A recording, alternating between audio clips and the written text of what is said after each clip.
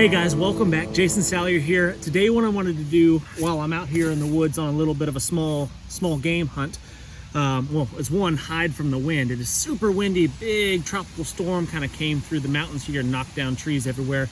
We've been without power for about 48 hours now, but we're making do.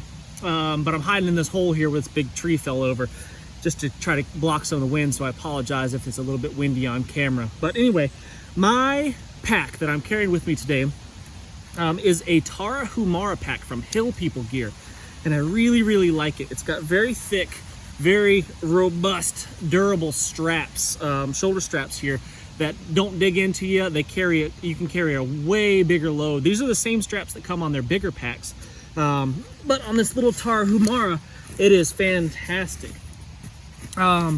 I've had this pack for a little over a year now, and there's almost zero signs of wear on it. It's very durable, very robust. I throw it in my truck, keep it in my truck all the time, and when I'm out romping through the woods like this, I take it with me. And it's got the necessities in here. It doesn't have a lot of the want-tos, but it's got all the need-tos, you know, and the things that you'll use on a regular basis. I can't stand carrying around a bunch of crap that I'm never going to use. I don't carry around a 50-pound pack with me when I'm going on a day hike. I'm just not going to do that.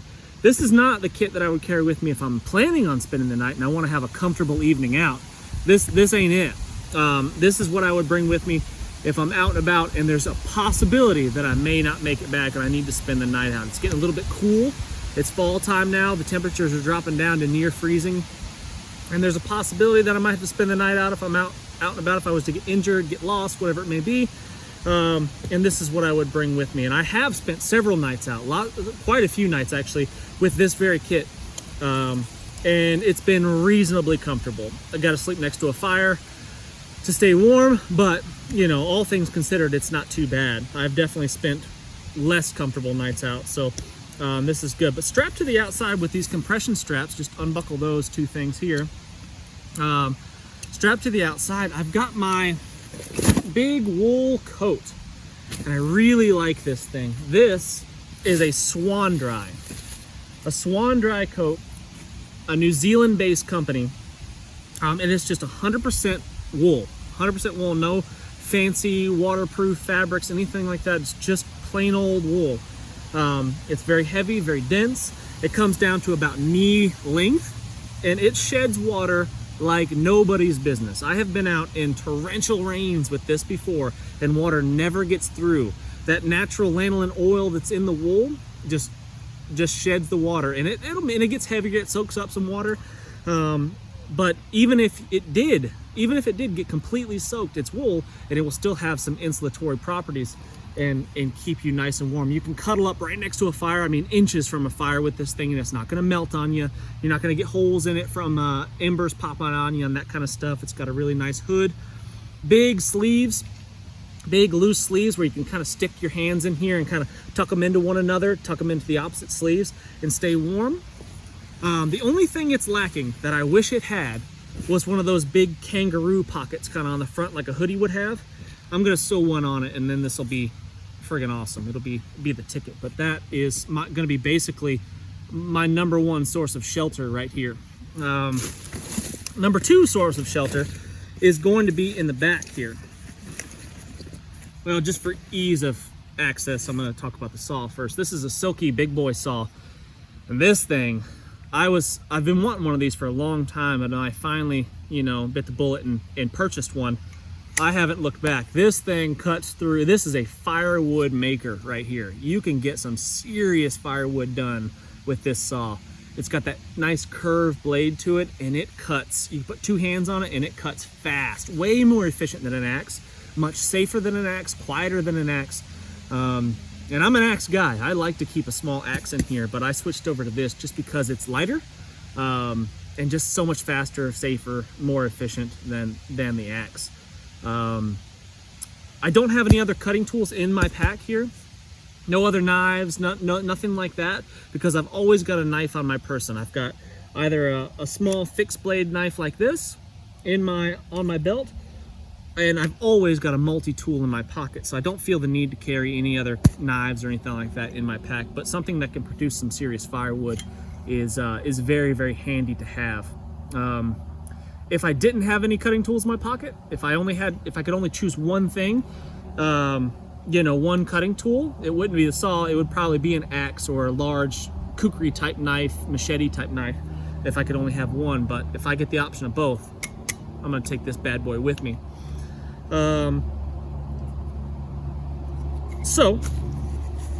Shelter, we were talking about shelter. I keep a poncho, a mil-spec poncho in my pack, in the small sleeve here behind the padding portion of the pack. I keep a poncho folded up with line attached to the corners, attached to those grommets, so it's ready to go as a shelter. I can use those as my guy lines and have it all hooked up and ready to go. Just if I string up a ridge, these corners will be ready to tie out.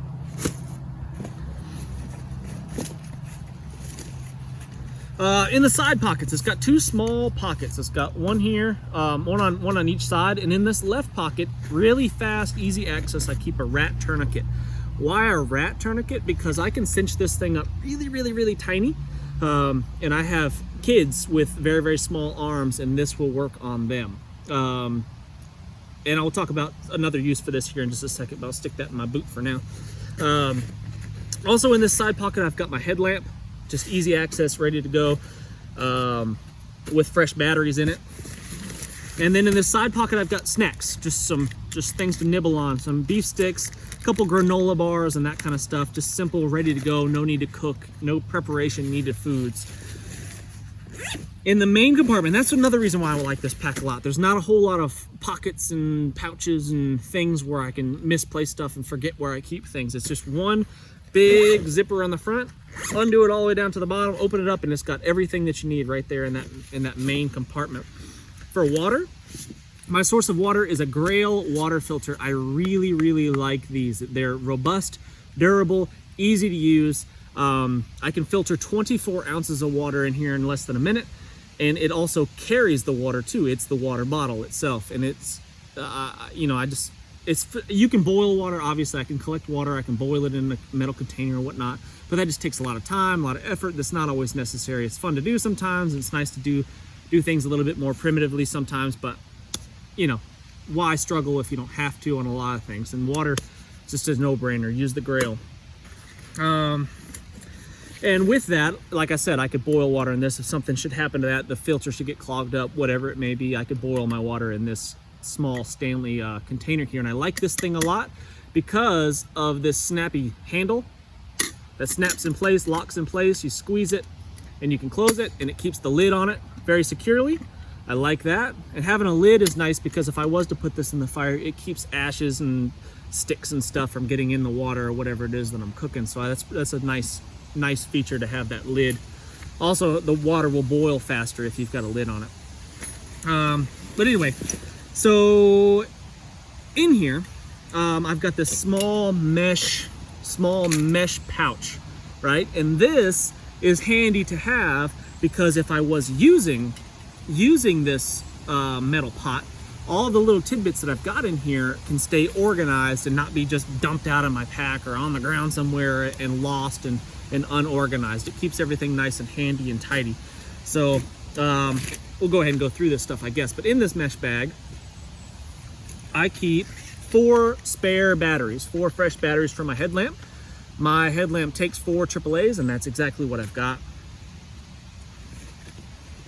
I've got some cordage here. This is Dyneema. This stuff is incredible. If you're not familiar with Dyneema cordage, check it out. This is 1,600 pound tensile strength, 1,600 pounds on a tiny little cordage like that. That is extremely impressive, extremely impressive. And that's why I carry this. It's about, I don't know how much this is. I want to say this is like 30 feet, something like that. Let's see what else we have in here. A knife sharpener. I like to keep a sharp edge, a keen edge on my knives and my cutting tools. And this is a diamond stone with a ceramic side here. This one is from Fall Kniving. It's my favorite knife sharpener.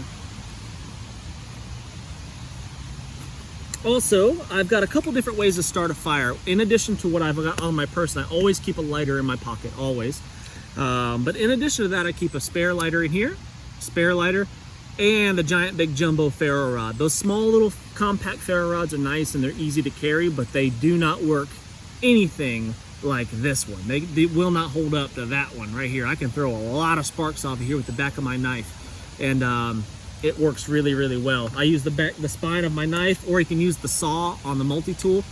That works really, really good and throws tons of sparks, and you can get a fire going with that if your lighter should happen to fail for whatever reason. Chances of 2 Bic lighters not working is very, very slim, but it could happen.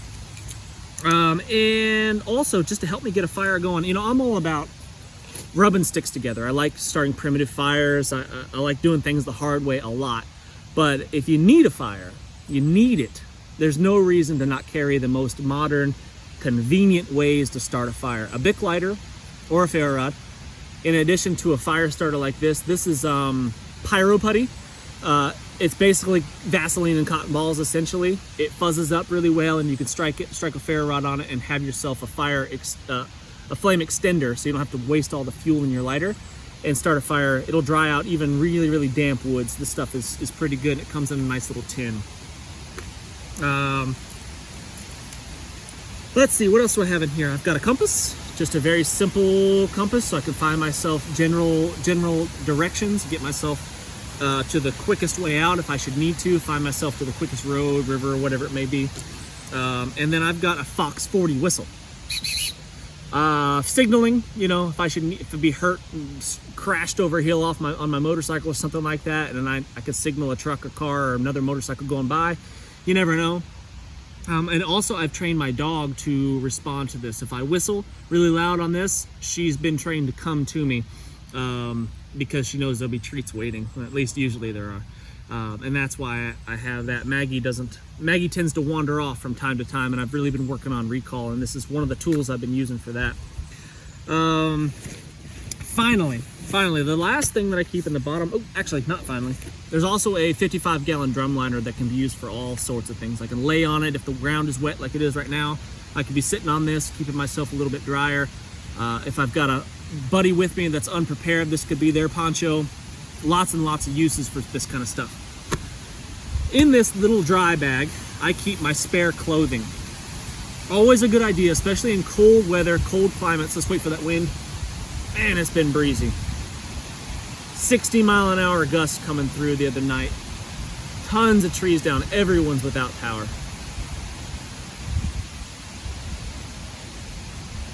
Even last night was really, really windy. I'm sure there were some more trees coming down. Heavy rains and lots of wind as trees down. But anyway, in here I keep an extra set of clothes, layers that I can either add to what I'm already wearing, or if this stuff should get wet, it'll at least give me a layer to put on that's dry, and they'll cover pretty much my whole body from head to toe. I've got a small, thin pair of Gorilla gloves. I've got a fleece cap. I usually keep a wool cap in here, but for some reason I was wearing the wool one or whatever, but this fleece one is in here, and it's a good hat, a good simple little cap. Keep my head warm, especially if you're laying down at night. It's good to have something to keep on your head. A pair of long 100% merino wool long johns. Dry pair of socks. These are the best socks I've ever had. They're darn tough socks out of Vermont.